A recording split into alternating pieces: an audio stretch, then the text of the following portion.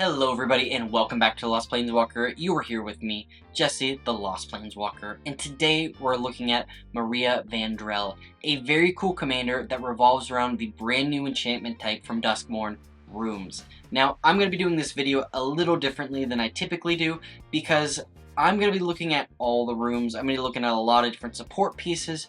This is a pretty open-ended deck as to more suggestions and to look at this deck not as complete, because I think unfortunately Maria is one of my favorite deck types, but it's just kind of a fun little deck. It's not going to be the strongest deck you ever play. It's not going to be the most powerful in any number of ways. Now, of course, we do have a lot of powerful rooms that I want to talk about. We have a lot of new powerful creatures that have the Eerie ability that I want to talk about. So let's see how this deck is going to be laid out. First, we're going to be looking at classic Enchantress pieces that are going to get you lots of card draw, lots of life, lots of benefits from playing those enchantments. Then we're going to be looking at Eerie and the new Enchantress pieces we got in those different colors, rooms, and then finally the good stuff in this deck. So let's dive right in, and we're just going to cover the classic Enchantresses very quickly here. So, like I mentioned already, we're going to look through those classic Enchantresses real quick, just reading through them, because if you don't know what they do, you can pause and take a look, but I'm not going to waste your time reading through these. We have Archon of Sun's Grace, Dryad of the Elysian Grove, Eidolon of Blossoms, Enchantress's Presence, Herald of the Pantheon, Jukai Naturalist, Mesa Enchantress, Sanctum Weaver, Setsin Champion, Starfield Mystic, and Sithis Harvest Hand. What I'm very much more interested in are looking at ways we can lock and unlock doors, and then also cool new Eerie cards that I think you should be looking out for. So starting at looking at unlocking and locking doors, we have Ghostly Keybearer, Illusionist Bracers, and Keys to the House. Our main goal is to play as many rooms as possible, so Ghostly Keybearer here is going to help us unlock those when it deals combat damage. Some of these unlocks cost as much as 7 mana to do so, which is quite an investment, and being able to unlock a room for free seems very powerful. Illusionist Bracers is going to allow us to basically get double ability triggers from our commander, allowing us to lock or unlock different room doors whenever we choose to. And then Keys to the House are an artifact that says 1 tap, sack Keys to the House, search your library for a basic land, shuffle it, put it in your hand, then shuffle, or 3 and tap, sack it, lock or unlock a door, target room you control, activate only as a sorcery. This is a one-time use kind of thing, so hopefully we're going to be able to lock a powerful room and then unlock it with our commander, or just be able to unlock a room at a discounted rate. Now moving into those Eerie cards, Eerie is the ability that really cares about these rooms because it triggers not only when enchantments enter, like Constellation, but it also triggers when you unlock a room. So Entity Tracker, Inquisitive Glimmer, and Victor Vagaloth's Senshell are all great cards. Entity Tracker is 2 and a blue, creature human scout with flash, Eerie whenever an enchantment you control enters, and whenever you fully unlock a room, draw a card. Inquisitive Glimmer is white and a blue, enchantment creature Fox Glimmer that says enchantment spells cost 1 less to cast, and the unlock costs you pay cost 1 less, which is going to help us unlock even more rooms for cheaper. And then Victor Vagavoth's Senshell, 1 white and a black, ledger creature human warlock that says whenever an enchantment you control enters, and whenever you fully unlock a room, surveil 2. If this is the first time this ability is resolved this turn, if it's the second time, each opponent discards a card, and if it's the third time, put a creature card from a graveyard on the battlefield under your control. Marina here is going to allow us to lock and unlock doors, triggering Eerie, and as we cast even more enchantments, we're going to be able to reanimate things from graveyards for free, and this is going to be a very powerful card. Some of the other new Eerie and Enchantress cards we got here are Baelmerk Leech, Cult Healer, Dashing Bloodsucker, Erratic Apparition, Fear of Infinity, Fear of Sleep Paralysis, Ghostly Dancers, Gremlin Tamer, Infernal Phantom, Optimistic Scavenger, Scrabbling Skullcrab, Skull Snap Nuisance, Stalked Researcher, and Unwilling Vessel. Now, before we get back to the rooms that are going to be featured in this deck, I would just like to say, please consider subscribing and leaving a like. It would mean the world to me. In addition, I just created a Patreon, and if you would like to get involved in the content I make, or you really like the content I make and want to support me in another way, that's a great place to do it. I'm going to be putting a lot of polls, lots of different information that if you want to get involved and be a part of the content I make and kind of help direct what I do in the future, that would be amazing, so thank you. But let's dive right in and look at some really cool rooms I think are really worth playing in this deck.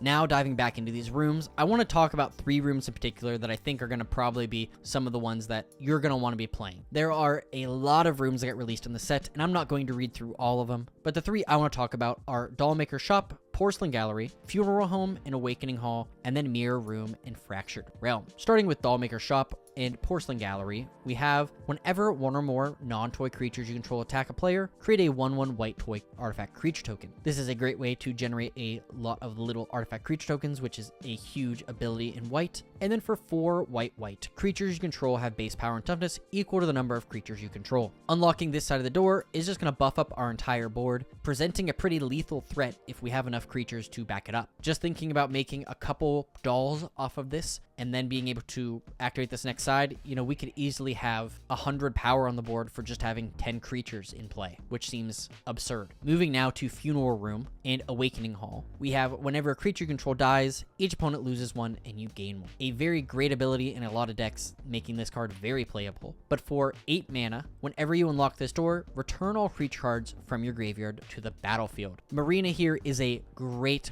commander because this is one of the cards I'm most excited to play with Marina, because allowing us to reanimate our entire board and being able to lock that door and unlock it over and over again is going to allow us to constantly have a very scary board state, even if none of those creatures survive every turn. So I think Awakening Hall is going to be very cool. I can see this being played in a lot of Black Reanimator deck lists, where if it's just turn 8 and you have 8 mana and you already binned a lot of things, you can just reanimate an entire board and possibly take over the game from there. And the last room I want to talk about is Mirror Room in Fractured Realm. Mirror Room here has, whenever you unlock this door, create a token that's a copy of target creature you control, except it's a reflection in addition to its other creature types. Not a bad ability. For only 3 mana, creating a copy of something is pretty nice. And then Fractured Realm, 5 blue. If a triggered ability of a permanent you control triggers, that triggers an additional time. Well, I don't think that this is necessarily the best with our commander. I think it works very well with all the Eerie cards, and obviously works well with a ton of blue and white. So I can definitely see this being played in decks like that. Like I mentioned earlier, I'm not going to read through all the rooms because it will probably take me 5 minutes. So we're just going to skip now to the powerful good stuff that I think is worth including in this deck. And if you would like to check out those rooms, please check out them in the description down below.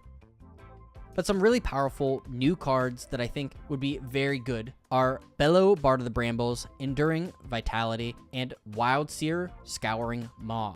Bellow, Bard of the Brambles is 1 red and a green legendary creature raccoon bard that says during your turn, each non-equipment artifact and non-aura enchantment you control with mana value 4 or greater is a 4/4 elemental creature in addition to its other types, and has indestructible haste, and whenever this creature deals combat damage to a player, draw a card. Notably here, rooms' mana values are the combined total of the 2 rooms, meaning that I don't believe there's a single room with mana value less than 4. Bellow here will basically turn all of your enchantments into indestructible 4/4s that can attack and draw you more cards. And I think that this is just a huge threat that can turn your large board state of enchantments into a game-winning threat. Enduring Vitality is a great enchantment creature that lets your creatures tap to add 1 mana of any color, and when it dies, it'll return as an enchantment, allowing you 2 triggers, once when you cast it and 1 when it returns as an enchantment. That is going to trigger all of our Eerie triggers. And then Wild Seer, Scoring Maw, 3 red and a green legendary creature elemental wolf with trample. Enchantment spells you cast from your hand have Cascade. Like I mentioned with Bellow here, that combined total is actually pretty high, so we're going to be able to cascade into pretty much anything we want in our deck, because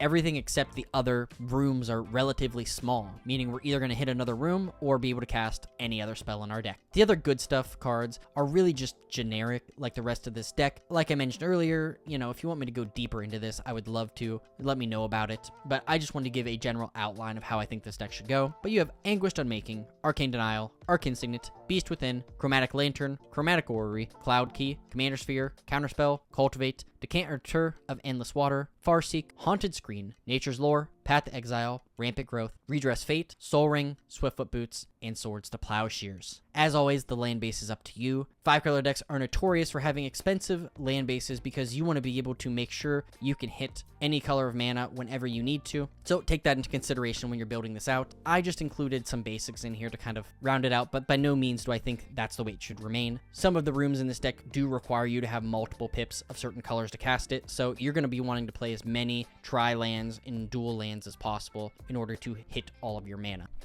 Thank you so much for watching. I hope you enjoyed this deck of Maria Vendrell. It's a really interesting commander, and let me know in the comments down below what you think. Do you really want me to build this deck out and make it a more serious version? rather than just looking at what you can do, kind of a definitive, these are the cards you should play, because if that's something you're interested in, I'll definitely do it. But I think that Maria here is just kind of going to be more fun to play than a competitive, hardcore deck. There's a lot of great resources when you get a Wooburg commander, especially in an Enchantress style deck. You can play all the best Enchantresses, you can play all the enchantments you want. So there's definitely a way you could make this very, very powerful. But if you would please leave a like, share this video with a friend, and subscribe, that would mean the world to me. So thank you, thank you, thank you. Now today's Scryfall card of the day is Gerard Weatherlight Hero.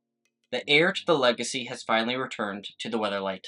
Thank you so much for watching, and as always, I'll see you later, Planeswalkers.